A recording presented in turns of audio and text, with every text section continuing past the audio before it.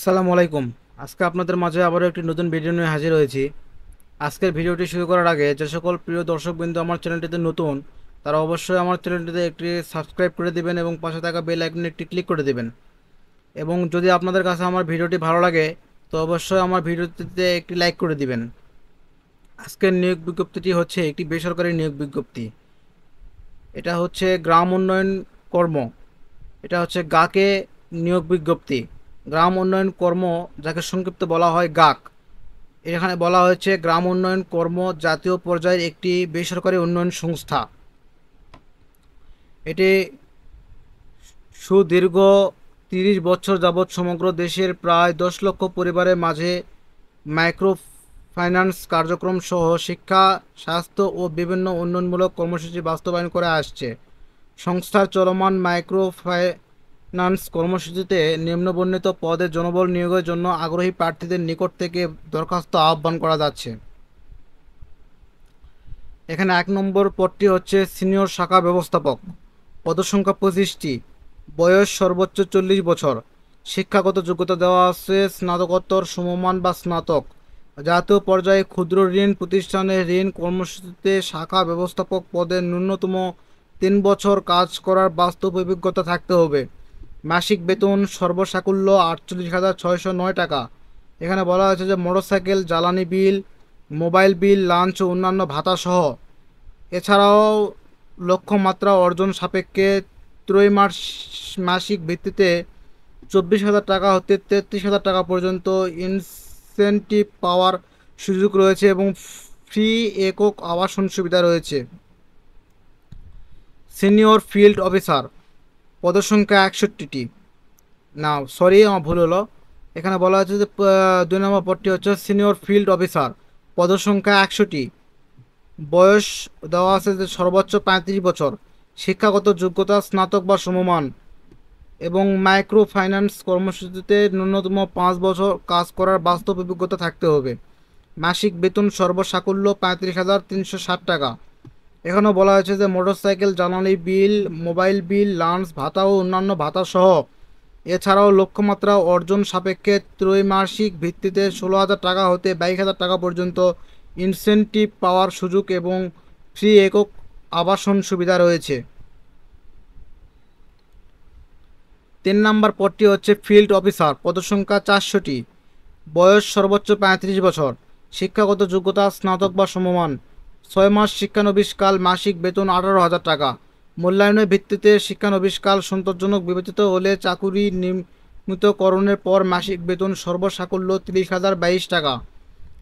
এখানেও বলা হয়েছে যে মোটরসাইকেল, জ্বালানি বিল, মোবাইল বিল, লাঞ্চ ভাতা, হার্ডশিপ ভাতা ও অন্যান্য ভাতা সহ এছাড়াও লক্ষ্যমাত্রা অর্জন সাপেক্ষে ত্রৈমাসিক ভিত্তিতে ১৬,০০০ থেকে ২২,০০০ টাকা পর্যন্ত ইনসেন্টিভ পাওয়ার সুযোগ এবং ফ্রি একক আবাসন সুবিধা রয়েছে। যে সকল প্রার্থী মাইক্রো ফাইন্যান্স কর্মসূচিতে সংশ্লিষ্ট পদে ন্যূনতম ১ বছর কাজ করার অভিজ্ঞতা রয়েছে তাদের ক্ষেত্রে শিক্ষানবিশকাল শিথিলযোগ্য এবং যোগদানের পর হতে মাসিক পূর্ণ বেতন ভাতা প্রাপ্য হবেন।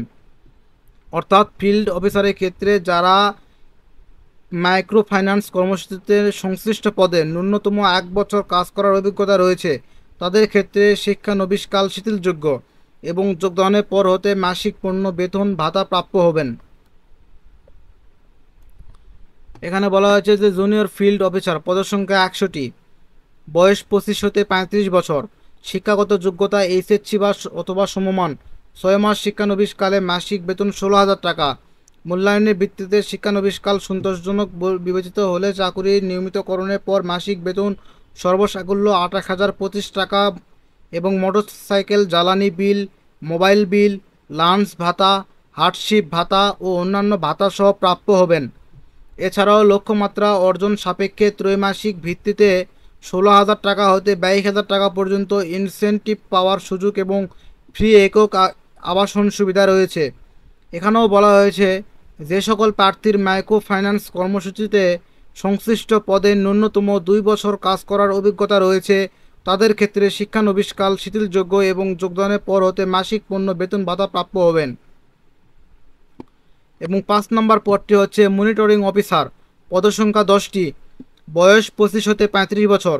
শিক্ষাগত যোগ্যতা এখানে দেওয়া আছে যে কোনো বিষয়ে স্নাতকোত্তর পাস, তবে বাণিজ্য স্নাতকোত্তর ডিগ্রিধারী করুন অগ্রাধিকার পাবেন। ঋণ কার্যক্রম পরিচালনাকারী প্রতিষ্ঠানে মাইক্রো ক্রেডিট কর্মসূচিতে মনিটরিং অডিট কমপ্লায়েন্স অফিসার হিসেবে ন্যূনতম 3 বছর কাজ করার অভিজ্ঞতা থাকতে হবে। মাসিক বেতন অভিজ্ঞতার ভিত্তিতে সর্বসাকুল্যে সর্বোচ্চ 30,000 টাকা মোবাইল বিল সহ প্রাপ্য হবেন। মাসে 15 থেকে 18 দিন শাখা পর্যায়ে অবস্থান করে ফিল্ডের কার্যক্রম মনিটরিং করতে হবে। এবং 6 নম্বর পদটি হচ্ছে অ্যাসিস্ট্যান্ট অ্যাকাউন্টস অফিসার, পদসংখ্যা 50টি, বয়স সর্বোচ্চ 35 বছর। শিক্ষাগত যোগ্যতা দেওয়া আছে ন্যূনতম বিকম বা বিবিএস শাখায় অবস্থান করে সফটওয়্যারের মাধ্যমে দৈনন্দিন আর্থিক লেনদেন সংক্রান্ত যাবতীয় হিসাব পরিচালনা ও সংরক্ষণ করতে হবে। 6 মাস শিক্ষানবিশকালে বেতন 18,000 টাকা। চাকুরি নিয়মিতকরণের পর মাসিক বেতন সর্বসাকুল্যে 25,522 টাকা। মোবাইল বিল, লাঞ্চ ভাতা, হার্ডশিপ ভাতা ও অন্যান্য ভাতা সহ। এছাড়াও লক্ষ্যমাত্রা অর্জন সাপেক্ষে ত্রৈমাসিক ভিত্তিতে 16,000 থেকে 22,000 টাকা পর্যন্ত ইনসেন্টিভ পাওয়ার সুযোগ এবং ফ্রি একক আবাসন সুবিধা রয়েছে। যে সকল প্রার্থীর মাইক্রো ফাইন্যান্স কর্মসূচিতে সংশ্লিষ্ট পদে ন্যূনতম 1 বছর কাজ করার বাস্তব অভিজ্ঞতা রয়েছে তাদের ক্ষেত্রে শিক্ষানবিশকাল শিথিলযোগ্য এবং যোগদানের পর হতে মাসিক পূর্ণ বেতন ভাতা প্রাপ্য হবেন।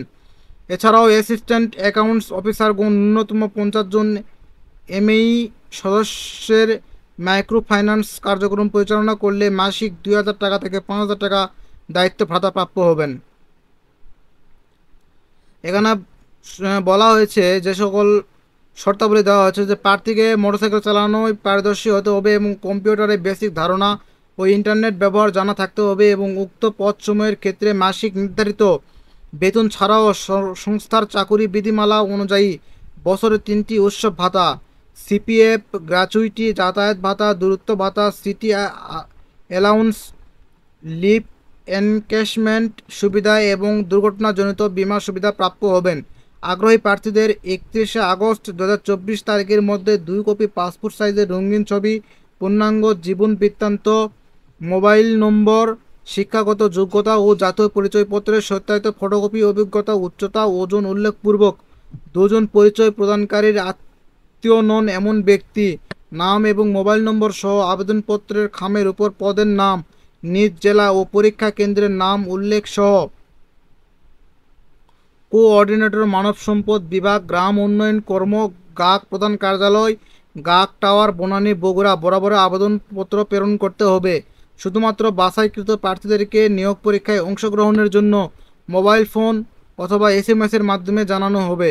উক্ত পদ সময়ে নারী প্রার্থীদেরকে আবেদনের জন্য উৎসাহিত করা যাচ্ছে। বিশেষ দ্রষ্টব্য, এখানে বলা হয়েছে যে ঢাকা, চট্টগ্রাম, ময়মনসিংহ, সিলেট ও খুলনা বিভাগে কাজ করতে আগ্রহী প্রার্থীগণ নিয়োগের ক্ষেত্রে অগ্রাধিকার পাবেন এবং বলা হয়েছে যে বাছাইকৃত প্রার্থীদের নিয়োগ পরীক্ষা যশোর, ঢাকা ও বগুড়ায় অনুষ্ঠিত হবে। এখানে এই নিয়োগ বিজ্ঞপ্তিটি প্রকাশিত হয়েছে দৈনিক প্রথম আলো 9 আগস্ট 2024 তারিখে। তো ধন্যবাদ সবাইকে। আমার ভিডিওটি যদি ভালো লাগে তোমার ভিডিওটিতে একটি লাইক করে দিবেন এবং আমার চ্যানেলটিতে একটি সাবস্ক্রাইব করে দিবেন এবং পাশে থাকা বেল আইকনে একটি ক্লিক করে দিবেন। আসসালামু আলাইকুম।